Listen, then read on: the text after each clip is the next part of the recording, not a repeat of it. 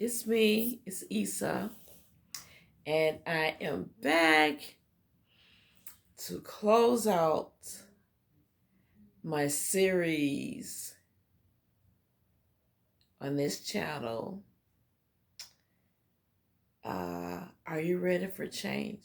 How well or how good are you at change? So, let's recap. I have my notes here. My first change since my husband's transitioning that was impactful was taking on the responsibilities of my spouse on top of the responsibilities I already had, you know, as a responsible adult, right? And in that video, I spoke about some true experiences, you know, um, of missing the mark, and that's okay. You know, I for real quick, for instance, my husband had responsibilities that my family and my children and I benefited from, but didn't even know that that responsibility even existed, like the furnace filter thing. Yeah. So watch the video for that one. And my second change that was very impactful was accepting death as this natural promise. My husband passed away suddenly while I was pregnant.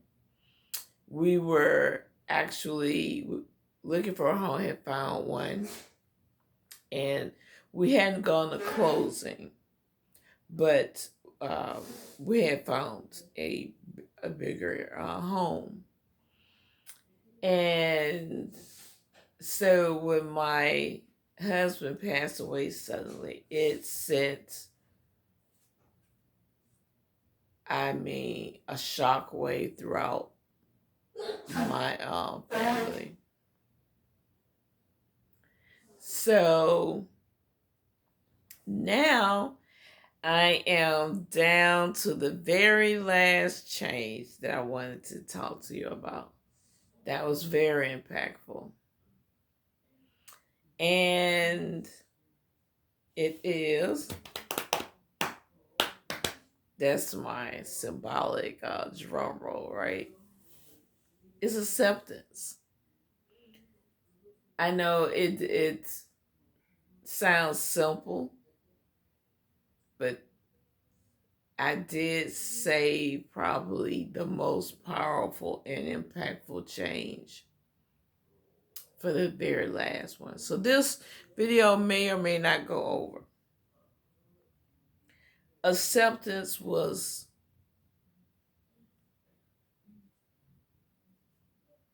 very difficult. It was challenging for me.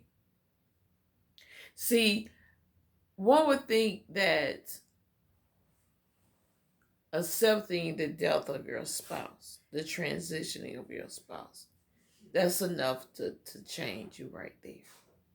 Yeah, it does. But like I said, when in the introduction video to this series, one would think that that was enough to death itself, but it wasn't. It was as if it was the catalyst that set everything else into motion. So acceptance that my life had changed was the most emotionally impactful change that presented itself in my life. And let's get into it. Hold on one moment, please. So yeah, it, acceptance, and I pause because once you get to a place where you're calm, and the only reason they use the word calm because I didn't get to the acceptance part until after I finally got to the point and said, I need some help getting through this grief journey. I've tried to do it by myself. I'm going to need some help. And that's when I reached out for counseling, for professional counseling. So, in that, because professional counseling has no impact unless you are intentional on your healing. And that's where I had gotten. I had finally gotten to a point where I was like, no, I deserve better than this. And I always knew I did. When I said this, the emotions I was going through, the scatterbrain, when I say scatter, the fragmentation of thoughts and everything, the foggy brain, the body aches, the overeating,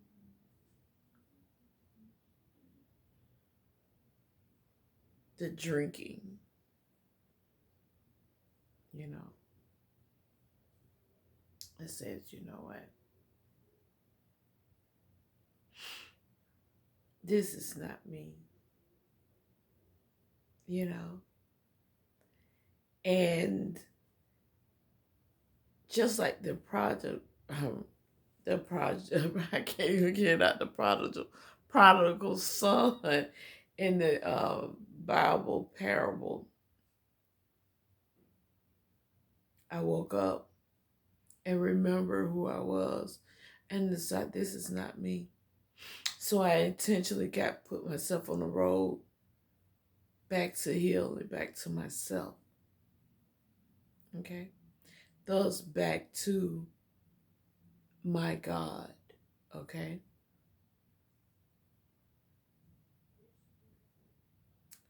So let's talk about it. Acceptance. Right? For months, and not even months, for years now, after my husband passed away, I refused to do anything outside of our family tradition. We were going to eat at the same time every night. We were going to vacation every year. We were going to do everything that we did before my husband passed away. No deviation. And I was serious. I was dead serious about it. Right? You all, but understand now, this was me not accepting that my life had changed. I had not accepted the new responsibilities, right? That's why all this comes together. I had not accepted the new responsibilities of my husband. Now, I did accept the ones that I was visually able to see. Notice, like putting gas in my car and taking it to the car wash, getting the grass cut. I had not accepted death yet. I kept pushing that off. Didn't want to talk about it. It was too taboo. I don't want to talk about it because somebody else might die. Although that's going to happen anyway, right? So I didn't do that dance that I talk about in change number 2, squaring up with death and coming to a place of normalization with death and having peace and harmony with the beautiful act of transitioning of any soul, of anybody. Okay? I had not accepted it. So you see where not accepting would drain you. And for me, not accepting put me in a hospital.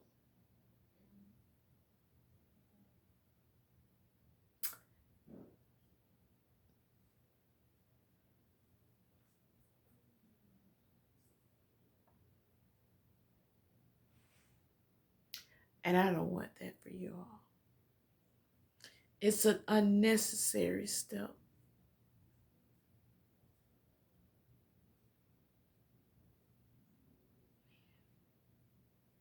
Now, I'm not telling you the death of your spouse or anyone that you're grieving to get into the spirit of accepting change. That's not what I'm saying. But I just want to set this seed in your subconscious mind. Excuse me, guys.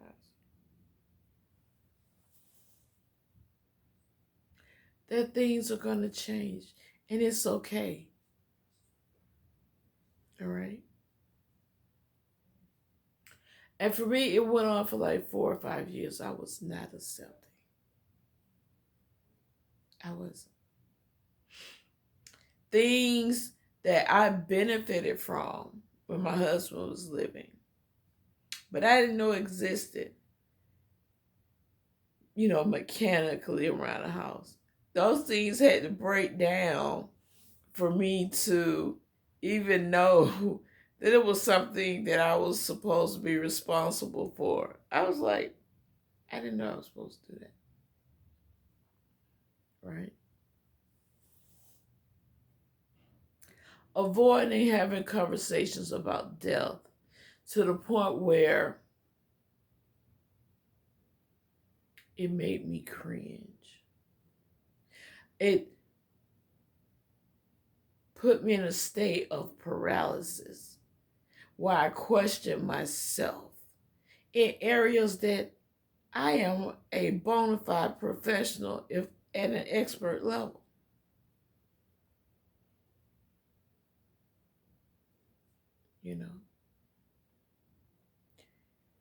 I was constantly in double-minded,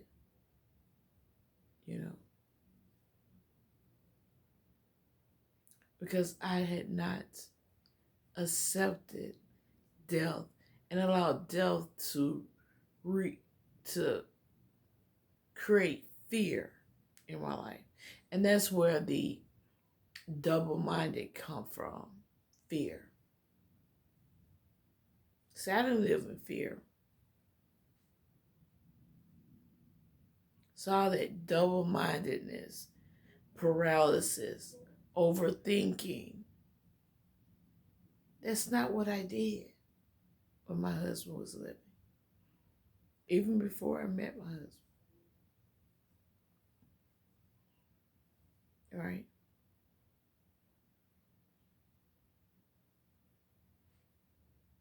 So in this episode, I just want you to know acceptance. Although this is the last change that I wanted to talk about, but it is definitely the first one you should tackle first. Because honestly, it preludes the first 2 changes that I mentioned. So I'm here to basically set a seed.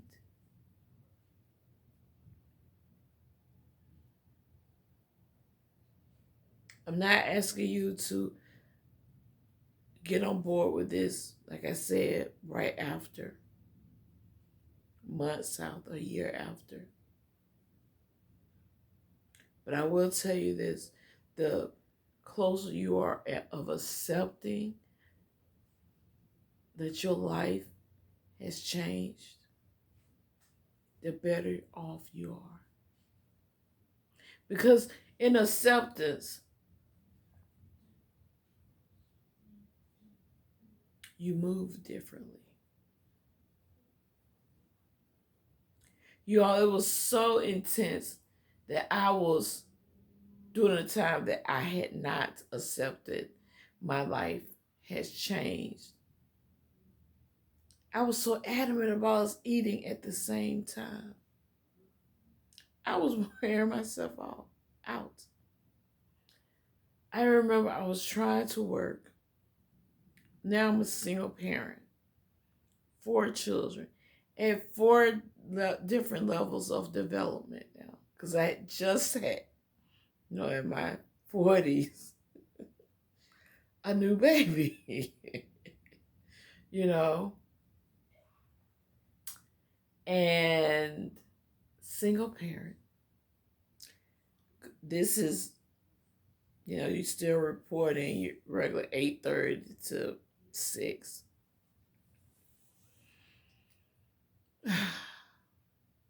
Trying to make it through traffic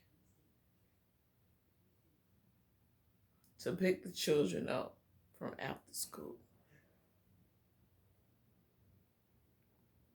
Right? You cut down your lunch break so that you can get off early, 30 minutes earlier, or leave 30 minutes early. I really didn't have to, but just to be a team player, I did.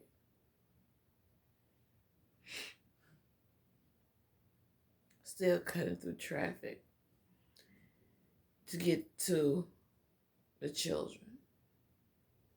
Pick them up from after school. Getting home, because I am adamant about us eating at the same doggone time that we did when my husband was living. So I'm still because I always worked in an office environment. So although I may have kicked off my heels, I have a baby in one arm, cooking up a dinner that I pre-prepped anyway the night before, because my husband didn't really like leftovers. But because it was 2 of us, and a lot of time, more often than not, my husband cooked because he worked an earlier shift. He did shift work. And he would get home about 3:30, 4. So he enjoyed cooking in a way. He's very creative in the kitchen too. But back to my example. So because I was so adamant about us eating every day at the same time, I had the baby in one arm. Now, my oldest son probably was like 4. Him at my leg trying to like, Mom, and I don't want to miss out on loving on him. Then I have my daughter at the table, kind of like going over, have my oldest daughter going over her homework for me, And so I'm in the kitchen, I'm cooking, trying to talk to them because that's what we do. Doing this every day just so I can meet the timeline that no longer, it existed, but it was wearing me out. I had not accepted that change had happened. I had not accepted, like, hey, it's okay to eat dinner an hour later. That it's okay if you ate, some leftovers. Okay? I had not accepted that yet. So I was wearing myself out, going through that day in and day out. So acceptance is pivotal. Okay, I'm looking at my timer. I may have to do this in two parts, but I'm gonna keep going until the tape runs out on me. Another example of acceptance. Remember, I told you we were in the process of like purchasing a home. So when my husband passed away, I was like, I'm gonna follow through with that. That's what my husband wanted. So boom, I did. I purchased a new home under the same guidelines that my husband and I had put together. You know, a slight fixer upper with a woodwork space, because my husband and my father-in-law love, you know, engineer, and my husband woodwork experience. They love to just get down there and just create things, and I always benefited from it. You know, I actually bought this 3-level house, beautiful home, you guys. Slight fixer upper because my husband wanted to put his own personal mark in our new home. I had not accepted the fact that I am a widow with 4 children who does not know much about woodwork. Okay? All I was familiar with was the enjoyment of the finished product. So we moved into this beautiful home, and things were not quite put together. And I was like, why is this not working right? And I felt like I remember one time this acted up, that acted up. When I say acted up, like needed replacing or fixed or refurbished or something like that, right? And all of it seemed to have hit me at one time, although it didn't, but it felt that way. And this is also me having to deal with contractors, right? Because all these things that were happening, my husband could have easily fixed. My father-in-law, out not too long after my husband passed, a few years later, passed away to colon cancer. So I didn't have the two males that was so pivotal in my life that I could turn to. So, in my mind, just get a contractor. Did I pick some bad ones at first? Yes, I did. But by the grace of God, I didn't lose a lot of money. Some money is always still too much, right? But in that's what I tell you, you're going to change. The next set of contractors, believe me, it only take one good time. I take notes, mental notes, structural notes. I have questions. So the next time I was able to get what I wanted at a decent price, at, a good price. And everybody walked away, you know, getting what they were supposed to receive, right? So a build up in self confidence happened, changed. I improved the house so much, you guys. As things began to change, right? I was able, like I say, I'm in finance. So one day I looked around, and this is after I'm in counseling, and after I had began counseling, things started to clear back up, and now I'm back. I felt more confident in my professional space, and I looked around. I was like, "All this space, we don't even use all this." So I took a look at the housing market and where I was, and I had someone come out and do an appraisal. I was like, "What? This house?"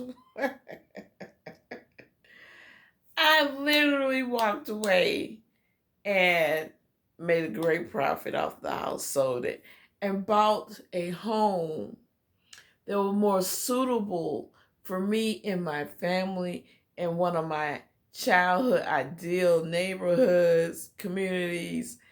And I mean, it was an amazing experience. But I couldn't make that decision until I had finally accepted that I'm a widow, a wonderful and amazing person still, but I'm single. And I am going to need community to help me. And even because a lot of time community wasn't there. So I had to learn to cheer myself on, stand on my own 2 feet, and my own knowledge and skill, and speak up for myself. Well, I was always good at that. But speak up, speak clearly, make a decision, and don't change it. You know, great leaders rarely change their decisions. I learned that many, many decades ago. Okay, because you put a lot of skill and effort into making that one decision. All right, it's just a little good advice.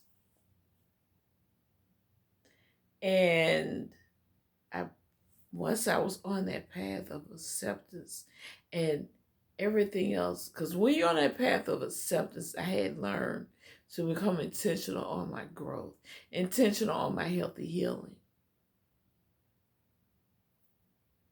All right. In that acceptance, I had accepted the responsibilities, those that were visual to me and those that was none, and those that moving forward that I knew that either required my attention or I need to acquire the skill to accomplish that particular responsibility or to be able to function in that area um, or higher at an expert level, a comfort level for me. Acceptance. And once I did that type of acceptance, that's when I feel like I can get a lot for this house. And I did, yeah. I went and purchased a home that suited my family and I. And I had become okay with, you know what? I made enough to do this. So I don't have to work a schedule like I used to. So I can be at home with my children the way I want to. So that I can meet that deadline of eating. And now I'm at a point where eating dinner at six between 6 and 6:30. That's just not doable for us. And I'm okay with that. All right. Um, we still have our standard dinner time. We still have our structured talks, you know, with 4 children now. It's like, hey, everybody gets 3 to 4 minutes to tell me how their day went so we can get through everybody and still, clean up and, everybody go off and do their own thing before, you know, we close out the evening. Acceptance. Yeah. So let's just know that you're going to get through this. But the quicker you can get, not so much quicker, I scratch that, not quicker. Just understand that change is a beautiful journey, and resistance to it only slows down your joy. Okay? Accepting that at times you may need help getting through this. So when you feel like times and things are too heavy for you or fragmented, reach out to a trusted family member, friend, or your emergency services. If not all three, if you need to. And just, tell them what you need so that you can get the assistance that you need, okay? Because you're deserving. And those around you are deserving of seeing and experiencing a beautiful and wonderful and healing you, a joyous you. So, I love you all. And I hope you enjoyed this series on how good are you at change, because your life has changed, is changing. And when you're intentional on you, the change is not as difficult or challenging. But nonetheless, it's beautiful. So wherever you are in this grief process, know that you're going to get through it. It has been 12 years for me.